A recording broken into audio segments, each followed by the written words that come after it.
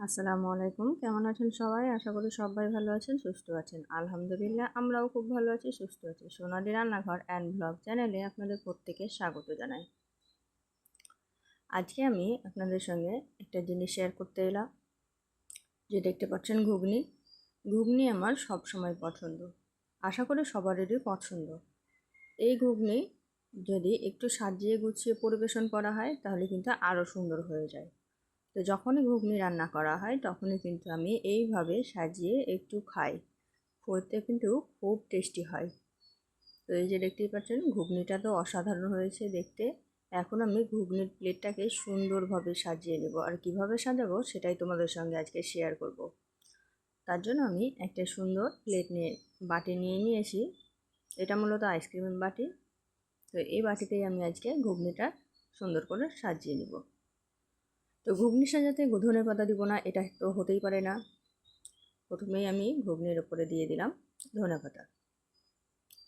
ধনেপাতা কুচিটা সুন্দরভাবে ছড়িয়ে দিলাম, একটু বেশি করেই দিয়েছি। আর এদিকে দিয়ে দিলাম কাঁচা লঙ্কা। কাঁচা লঙ্কাও বেশি করে দিলাম, কারণ প্রত্যেকটা বাইটে যদি কাঁচা লঙ্কা না পড়ে তাহলে কিন্তু খেতে ভালো লাগবে না। যারা কাঁচা লঙ্কা প্রেমী তাদের তো কাঁচা লঙ্কা লাগবেই। আর এদিকে আমি দিয়ে দিলাম কুচি কুচি করে রাখা পেঁয়াজ। পেঁয়াজটা দেওয়ার পরে এখন আমি এর মধ্যে ওপর থেকে দিয়ে দেবো একটু লবণ। লবণটা দেওয়াটা একটু স্কিপ হয়ে গেছে, সামান্য একটু লবণ ছড়িয়ে দিয়েছি। তারপরে এখন আমি এর মধ্যে দিয়ে দিচ্ছি লেবু। হালকা করে ওপর থেকে লেবুর রসটা একটু ছড়িয়ে দিলাম। এখন আমি এর মধ্যে দিয়ে দিব কিছুটা চানাচুর,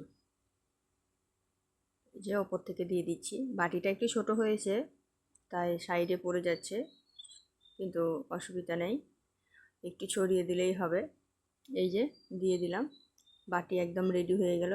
দেখুন কতটা সুন্দর লাগছে, দেখেই খুব সুন্দর লাগছে। খেতে তো খুবই সুন্দর লাগে। এইভাবে একবার ঘুগনির বাটি সাজিয়ে খেয়ে দেখবেন। আমি জানি বাড়িতে যখন ঘুগনি রান্না হয় তখন কিন্তু বেশিরভাগই সময় মুড়ি দিয়েই খাওয়া হয়, কিন্তু মুড়ি দিয়ে খেতে ভালো লাগে। এভাবেও একবার দেখবেন, খুব টেস্টি হয়। তো এই যে ফাইনাল লুকটা দেখিয়ে দিলাম। তো আজকের ভিডিওটা কেমন লাগলো অবশ্যই কমেন্টে জানবেন। যদি ভালো লেগে থাকে লাইক শেয়ার কমেন্ট করতে ভুলবেন না। আজকে এই পর্যন্ত। দেখা হবে এই ধরনেরই আরও নিত্য নতুন রেসিপি নিয়ে পরবর্তী ভিডিওতে। ততক্ষণ সবাই ভালো থাকবেন, সুস্থ থাকবেন। খোদা হাফিজ।